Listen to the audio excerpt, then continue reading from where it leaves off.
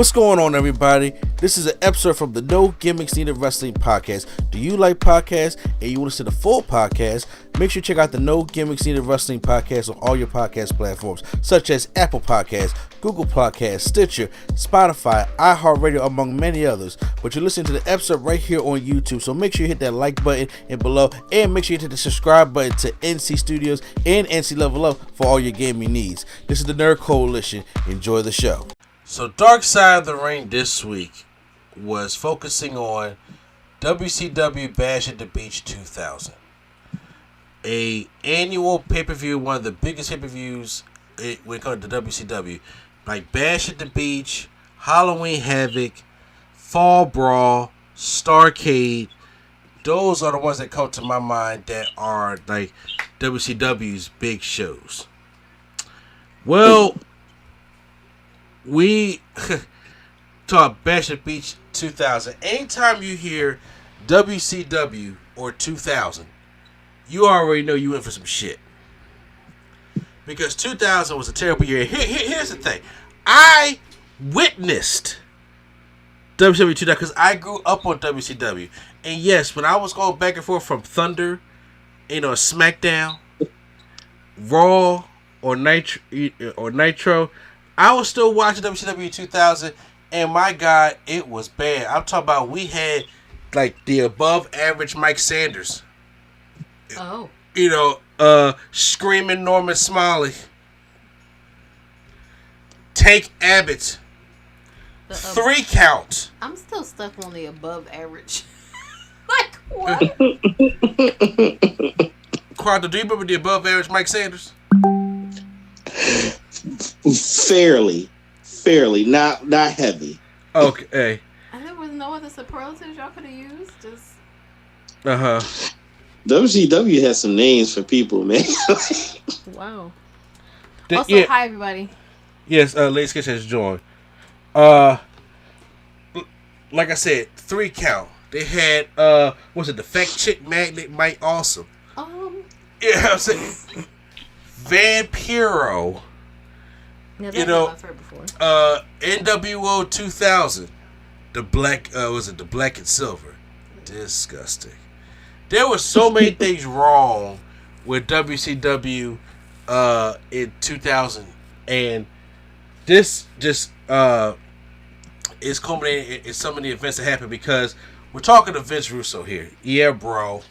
New York, I don't know how many bros they had to edit out, but I know there's a lot of bros here. Between what happened between Hogan and Jeff Jarrett at Bash at the Beach 2000, which everybody knows the clip where Jeff Jarrett lays down and Hogan puts his foot on his chest and pins Jeff Jarrett.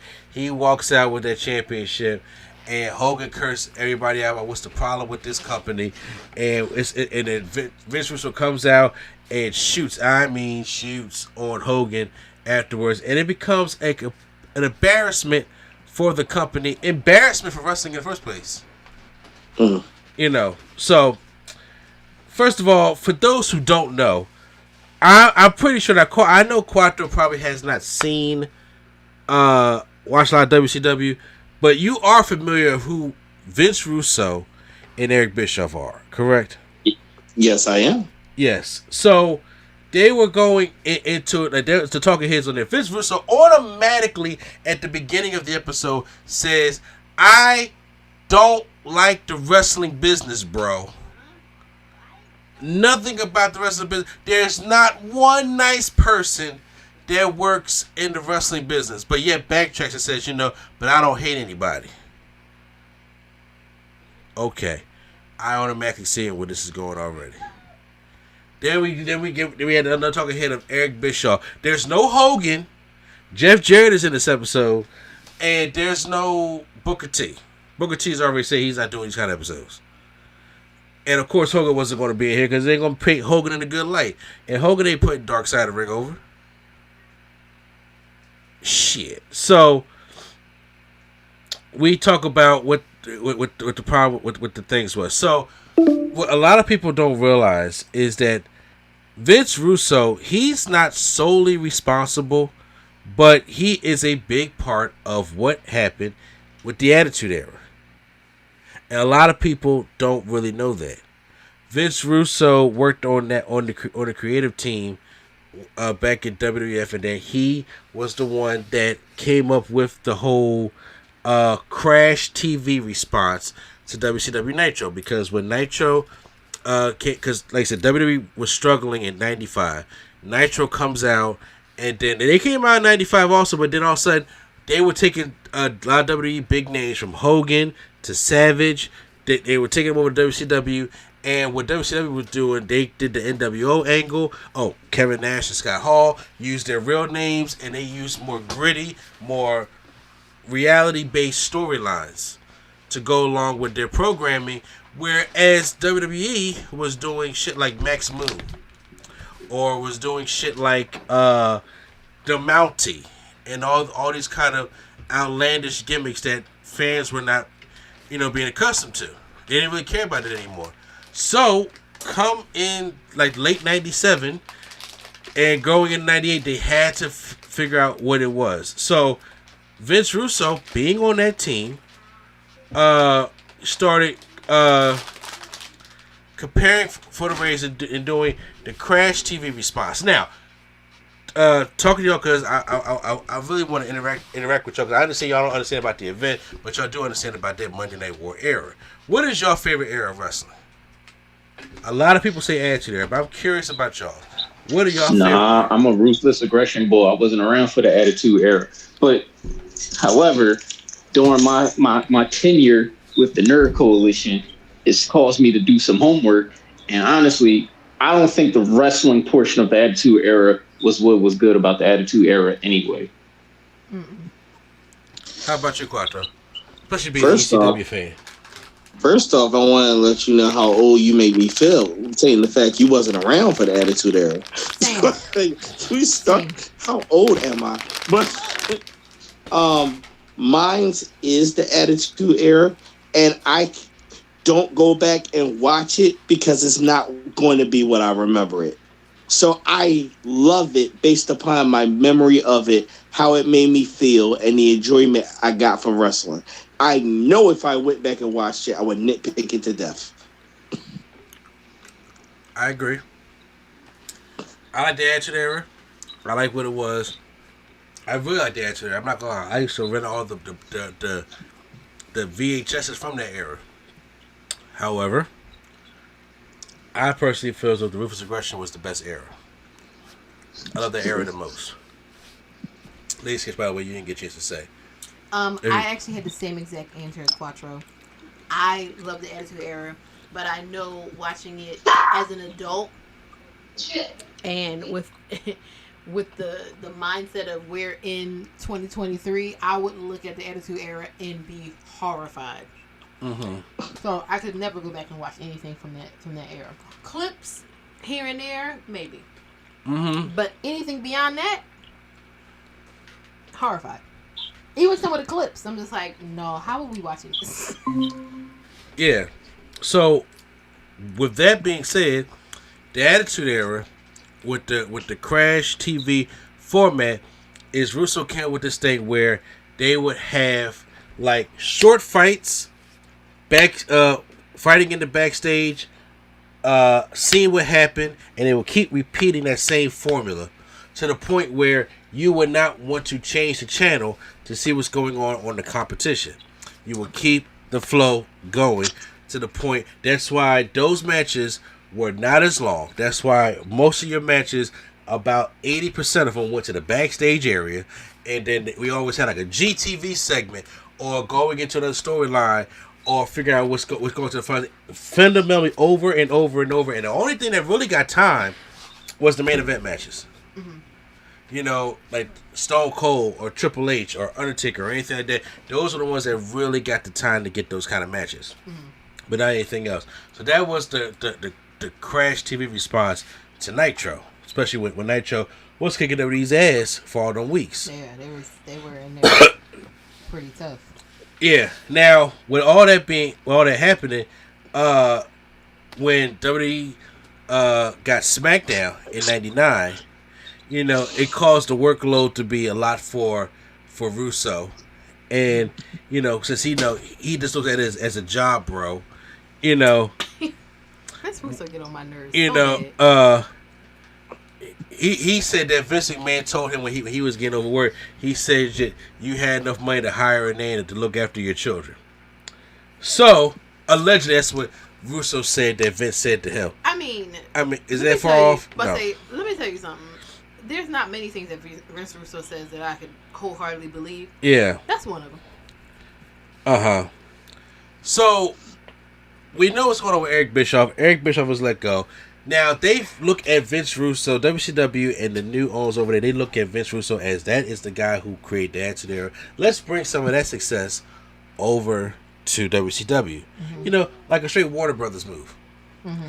I mean, honestly, on surface level, makes sense. Though. Say what? He said on surface level, that makes sense. Okay. I didn't hear what you said. So, when they brought him over there and Russo started doing Russo shit, such as, Judy Bagwell on the forklift match, anything on a pole match, the San Francisco 49ers type matchup. Now, what did y'all think y'all were going to get? That's the real question. Like, did you think he was just going to leave certain stuff over there? Well, I don't think people really understand that. A lot of things that we saw in the Attitude Era, yes, Vince Russo had some input in that and being creative, but there's a lot of his shit that got shut down by Vince. And when you feel so like, hey, this stuff is working, he's behind it, you're not thinking about, oh, so this must be all the shit that got shut down. Yeah. That's all the shit we get. So, they left, he got let go 4 months into the job. Wow, that's wild. Like, yeah. Why y'all let him make it past his 90 days, though? So, they go, and they get back, they was going to pay him to sit at home. Then they realized, we ain't going to pay him to sit at home. How about we going to try to get Eric Bischoff and Vince Russo to work together? Whose bright idea was that for real? It wasn't a good one. No. I think it's purely the idea of, do we know, did Vince Russo have one of those guaranteed contracts that everybody was getting back then? Because if that's the case, they probably like, look, we trying to get some money out of him. Maybe he could come to work and it'll work out. I'm not saying it was a good idea, but I'm saying I can see the basis for the idea. That was definitely the idea, because they was going to pay him to sit in the house. Well, Eric Bischoff talked about how much a pathological liar that Vince Russo is, and they clearly do not like each other. They all hate Vince Russo, though. So they had this idea, and they was going to do a hard reset. I watched this. I seen this segment when I was watching Nitro. This back when they turned Nitro into that ugly ass Nitro logo, and they had the blue ring mat. Oh God, I hated that Nitro. That sounds ugly. Yeah, and they stripped everybody of their belts. What? And they kind of started like a new school versus old school. They had the Millionaires Club, which was all the old heads, and you had the New Blood, which is all FUNB. Yeah, what'd you say, Pro? I said FUNB. Oh, that shit sucked. Okay, but so Russo was trying to have the, not wean out all of the older guys, but bring them down and be able to have some of the new talent be put over. I'm okay with that idea. So he basically tried to do like the main event Mafia, but like the wrong way. Yeah, because remember those matches that it was like Billy Kidman versus Hogan, right? And Hogan would beat Billy Kidman's ass the whole match and then get disqualified. So Billy Kidman gets to win, but he got his ass beat the whole match. I say, so what does that do for him? It don't do anything. It's like, okay, nothing. On paper he got the win, but Hogan he got his ass beat. What? He got his ass beat the whole fucking match. So Vince Russo was sitting around the table and was like, hey, Jeff Jarrett at the time was a champion, and it was giving him like a run where he was beating legends. And it was like, well, who do we all think that needs to be the next First champion? of all, in the 2000s, Jeff Jarrett is definitely not the new blood, but all right. Not at all. I was thinking the same thing. I was like, maybe I missed something, but okay. But they said Booker T. So they said, hey, we're going to Booker T. So the next pay-per-view at Bash at the Beach, we're going to have Jeff Jarrett versus Booker T for the WCW Championship, and we're going to award it to Booker T. To the point where they even called Booker T and said, hey, this is what the plan's going to be. You're going to go over, bring a suit for Monday Nitro so we can have like a little promo ceremony type thing. Well, that didn't go over so well with Hulk Hogan, because Hulk Hogan, when he first came to WCW, has complete creative control over his character. That's a wild ass contract. Because who gave him that? I blame Eric Bischoff for that. I mean, well, yes, we know who actually gave him that, but figuratively, why would you do that? Yeah. Like, I get that you really want to get somebody in the door. Like, you really want to get that big name, but that's too much. No, Hogan don't need to run, because look at Hogan when he first came into 2002, and he ate some crow, because I don't know if y'all remember this, because but he lost to Brock Lesnar via bear hug. He lost to Kurt Angle. He lost to The Rock. He was in a tag team with Edge. Hogan was just like, okay, 2002. I'm going to be on my best behavior. And then when he started pulling that 2003 shit, like, all right, so I get my win back against Brock. Psst. No. No, that's not how it happens. Mr. America comes in, he's out. That's how it is. All right, so, but he had creative control, and then so Hogan wanted to leave Bash at the Beach with the belt. So there we go with talking about that, how they came with different scenarios of how to do this, where it's like, okay, Hogan beats up Jeff Jarrett, Russo has him looking strong, and then but Hogan's going to leave, and Jeff Jarrett's going to keep the belt. He's going to go up against Booker T, and blah blah, and that's going to happen. Hogan wasn't for that at first. So, and since Hogan was no longer the draw, Russo was more trying to read him out, where Eric Bischoff was more on the side of Hogan. So they even made more changes of Hogan even look even more stronger against Jeff Jarrett, almost like the Billy Kidman thing, just beat his ass up the whole matchup. Even have Steiner and them come in there for some interference, and he beat them all down and things like that. But Jeff Jarrett still walks away with the belt. Well, at first, according to Russo, Hogan was cool with that idea. Mm-hmm. But then Bischoff said that Russo never came to them with that idea. And Bischoff's plan was that Hogan is going to take the title from Jarrett and leave, and then come back at Halloween Havoc, and when they do a championship match and do a tournament, and whoever's in the finals, the WCW champion, Hogan comes back and says, "No, I am the actual champion." And I mean, I hate that idea even more. You're like, bro, what? Mm-hmm. Who's doing anytime Hogan walking out of there with a championship, I feel as though it's terrible. So Jeff Jarrett at the time was just like, look, when Vince Russo was going all around, he comes to the back and he tells Jeff Jarrett, look, he's going to lay down for Hogan. He's going to pay you, and then, kind of like walk off type thing. Jeff Jarrett wasn't really for that. He didn't really want to be a part of any of this. But he really got caught in the middle as collateral damage. Yeah. Whereas, Jeff Jarrett, it's funny Jeff Jarrett's talking about how Hogan's, creative control was unprofessional WCW. I'm just like, has anybody watched TNA? I was about to say. Anybody watch TNA? I was about to say, man, Jeff Jarrett and TNA might as well have been Cena, Roman, and Hogan put together, bro. Jesus Christ. Touch. I'm about to say, pot calling kettle. Yeah, I'm about to say, so what, Jeff? Okay, look, I get it. You was put in a bad situation, but, sir, let's not act like you ain't abused that power when you made your own company. Look, Jeff Jarrett went over there and booked himself strong and got somebody else's wife. Got Kurt Angle's wife. He sure did. He's like, fuck this belt.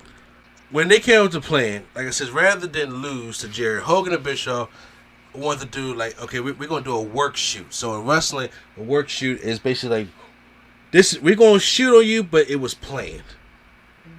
That's basically what a work shoot was. Just for those out there who doesn't know, where the competitors wouldn't follow the script, and they would result in Jared getting upset.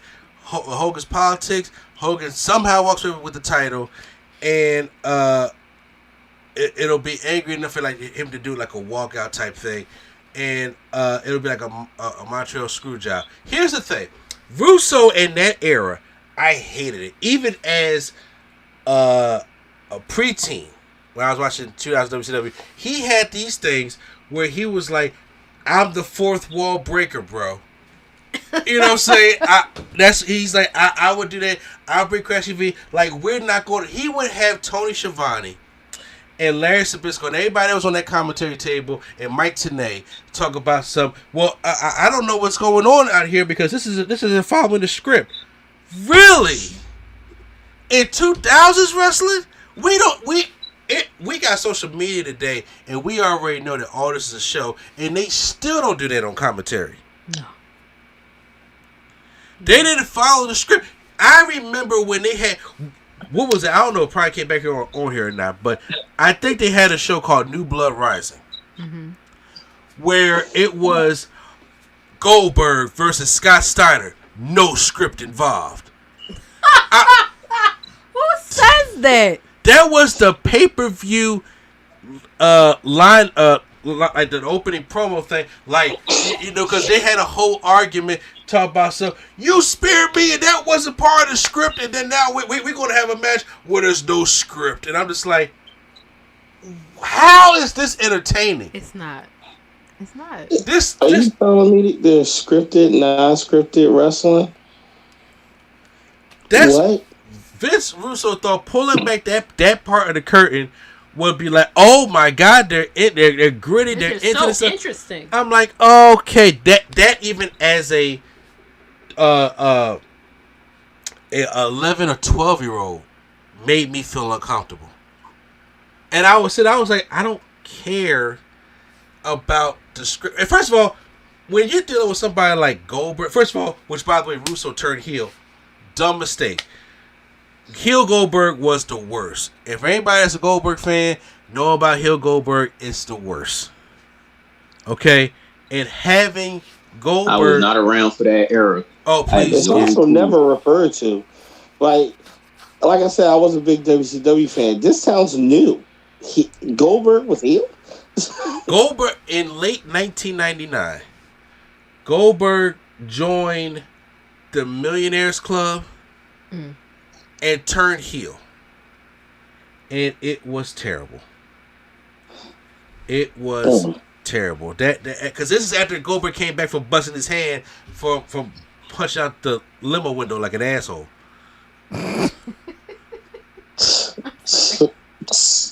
I'm like, hey, dickhead, the bat is right there. Use the bat. But no, Goldberg said, I'm Goldberg. And then he cuts all these tendons in his arm. He's like, oh, shit. Yeah, you think you almost died. Go back home, and he got recovered for 7 months. Bro, that's ridiculous. Y'all was just doing whatever. Use the bat. The bat is out there for a reason. You got me dead with that Goldberg voice. I'm sorry.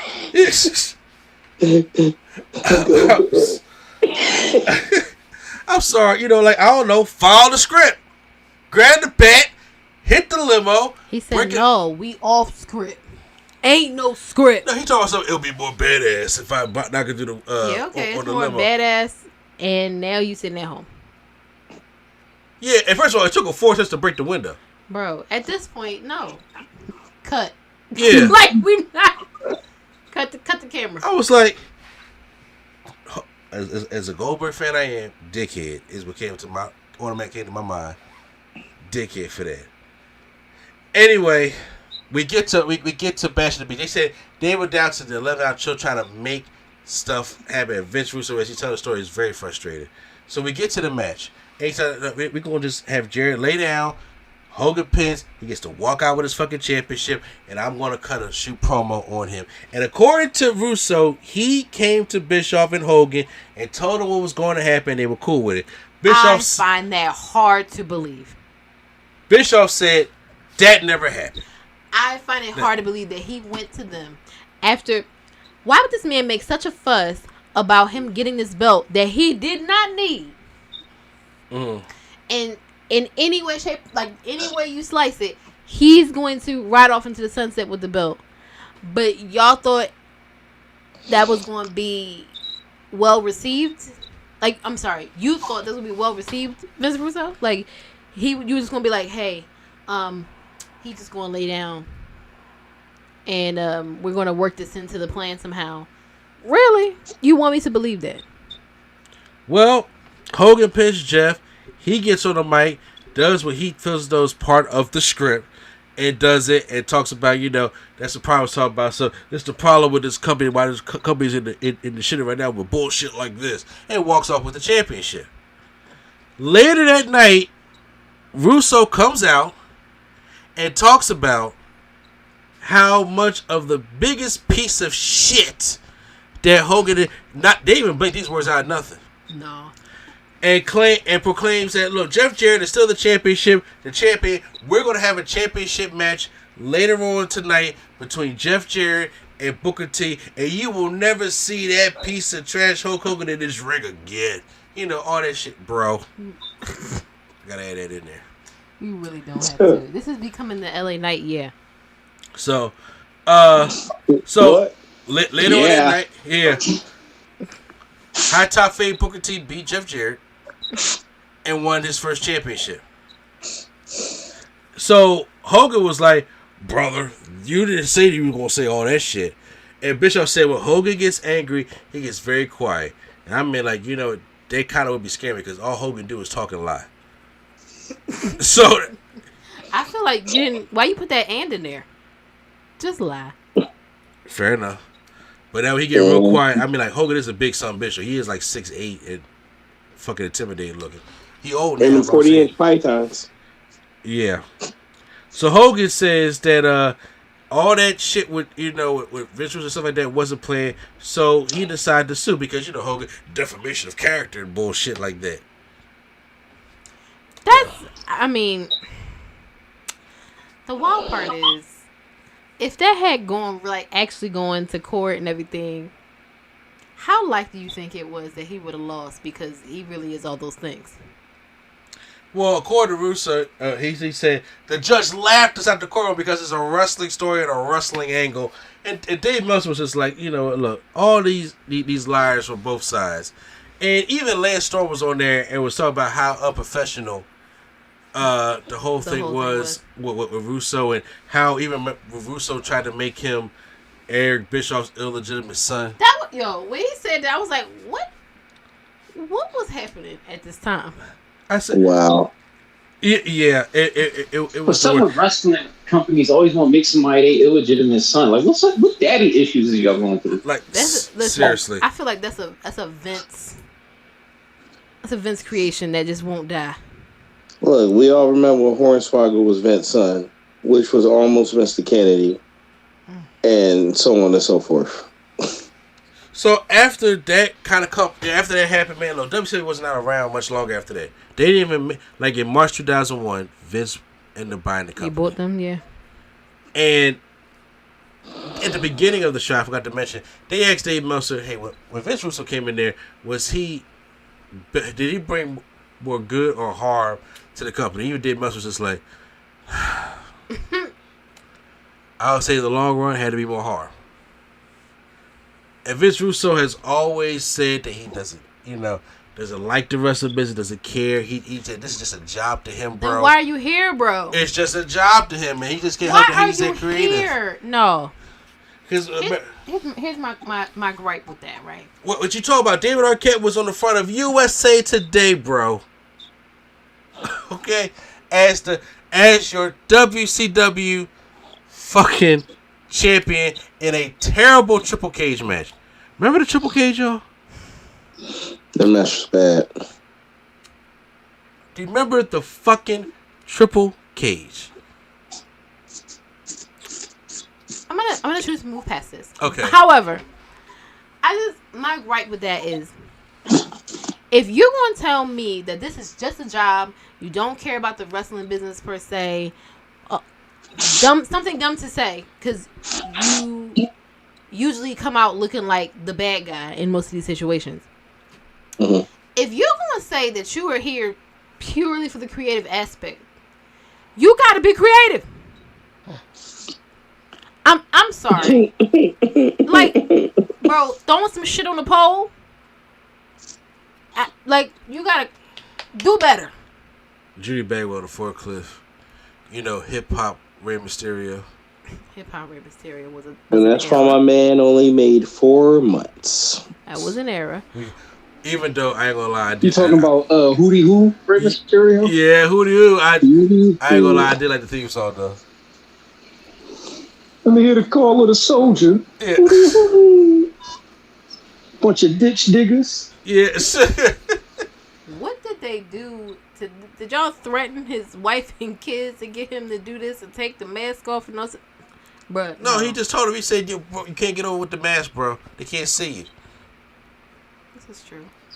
But what? This is true? Really? Well, Rey Mysterio has been one of the top merch sellers in WWE with the mask on. No. I don't see him getting over with a hip hop gimmick with the mask on. Being himself, sure. First of all, look, as much as Conan of an urban youth he is, and then them with the No Limit Soldiers, which was, I don't even want to think. Oh, Master P and them was in WCW. Remember that? Forgot about that. Remember they joined the No Limit Soldiers, and remember Kurt Hennig had the whole country group, and they did the I Hate Rap song. Remember that? Yo, I do remember that. Oh, man.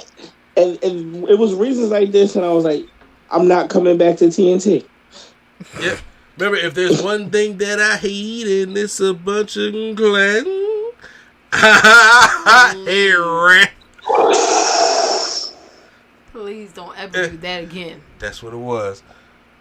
And then you had the whole Hootie Who and all that shit from Master P bringing in there, excuse my language, 25 niggas.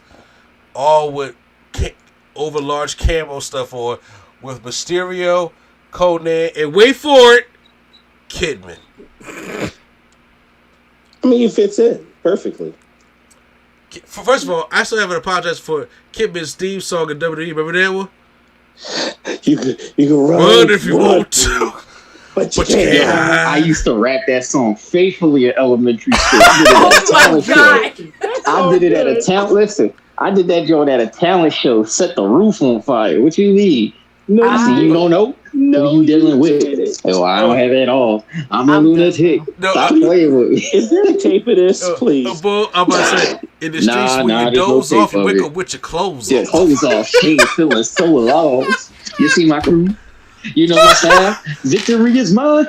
You're going down. Fake ass DMX. Like, so. Exactly. The crowd had that one left hand up, just going up and down the whole time. Exactly. Like, 2000s wrestling teams were wild. And I'm about to say, and this clean ass white guy coming out, Kidman. But you can't hide. Yo, Kidman's song was drawn fire. I was like, I used to rap that joint faithfully. You talking about mayonnaise and chicken wings? Shit, mix it and all. I used to rap that and Word Life. Elementary school. It's the birthday flow. For real.